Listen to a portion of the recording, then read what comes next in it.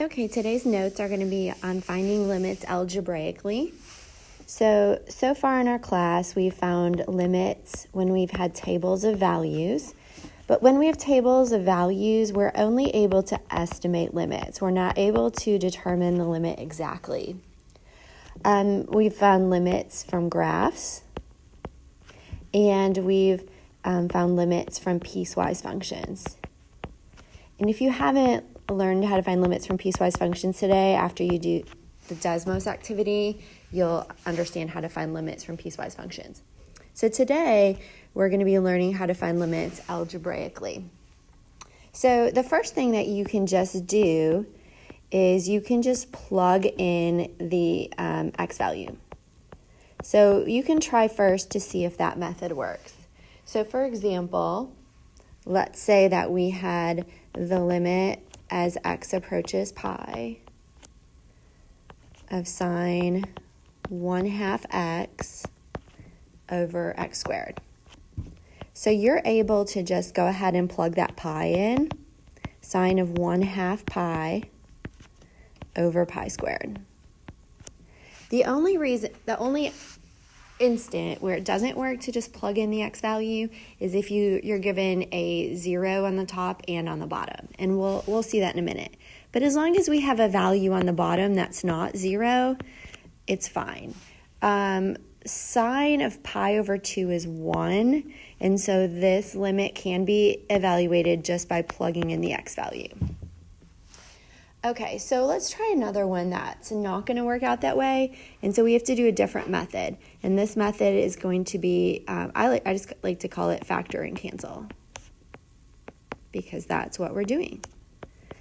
But let's try this problem the same way we tried the previous one.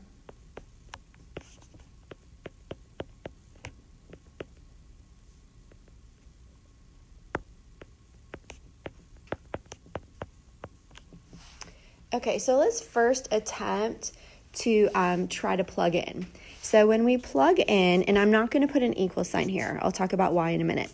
So when we plug in, we're going to get a negative 2 minus 2 over negative 2 squared minus 2 times negative 2 minus 8.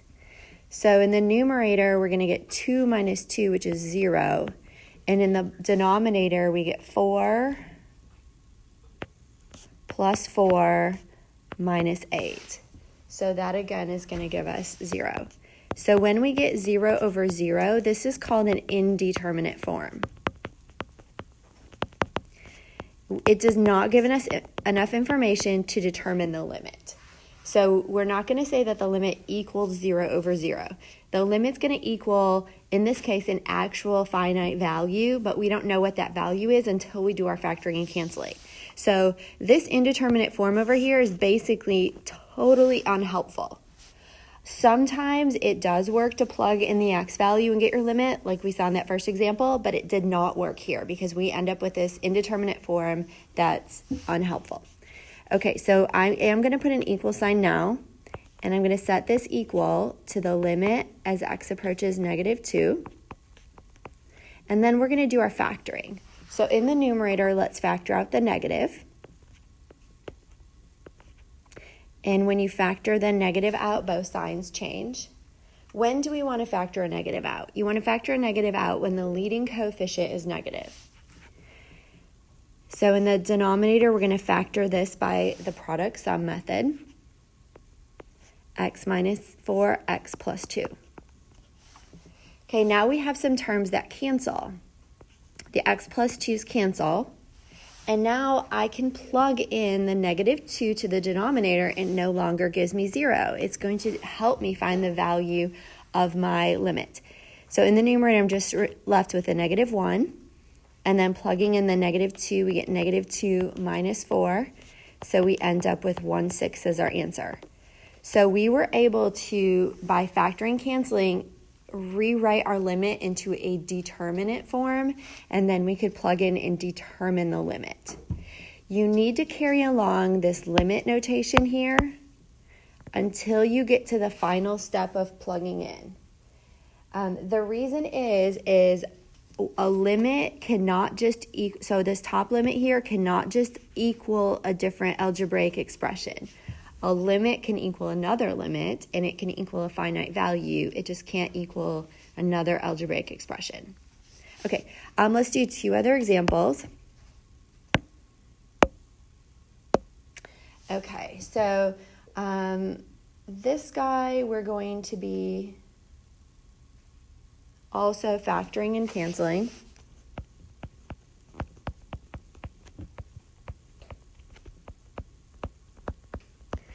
So if I gave you the problem, limit as x approaches 4 of x minus 4 over the square root of x minus 2.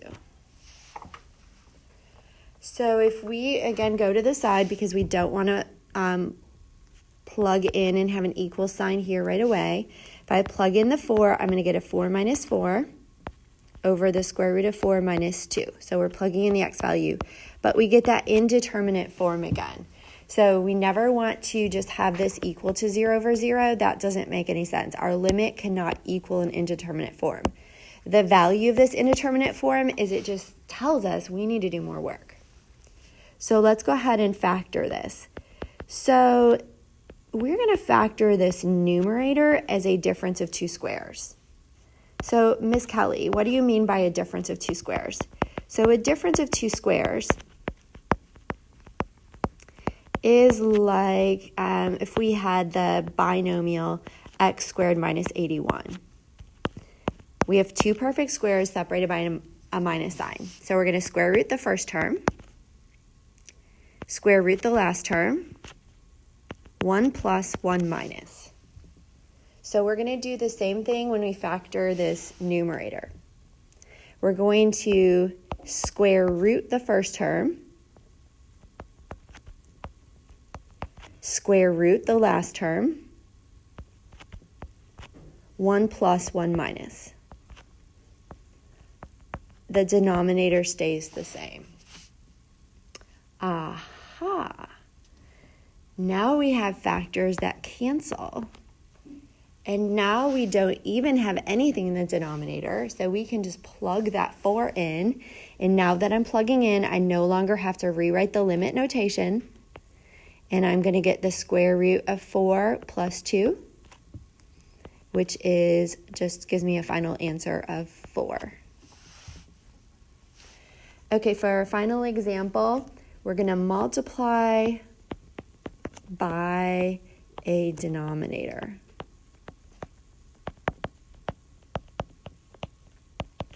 Multiply by a denominator.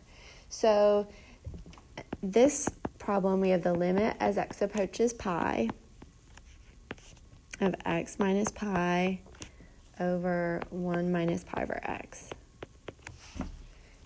So what you see is we have a complex fraction where we have a fraction in a fraction. So whenever we have a fraction in a fraction, a complex fraction, we're going to multiply by the denominator. This is a really helpful skill to simplify all different types of rational expressions. So this baby denominator, we're going to multiply by it on top and bottom. And when I say baby denominator, this is the baby denominator I'm talking about. We're going to multiply through by that x. Okay, so let's go ahead and work through the bottom first. So we're going to get the limit as x approaches pi. You have to rewrite the limit notation as long as you still have x's in the problem. So switching back to red here, let's distribute that x through. So I distribute the x through and I get an x here. Distributing the x through here, well, what I'm going to end up with is I'm going to have pi times x over x.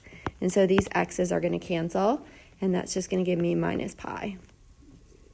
As you can see in the numerator, I don't even need to distribute through, because what's going to happen with those x minus pi's? They're going to cancel, and our limit is just going to equal x, but we're now able to plug in pi for that x and just get a limit of pi.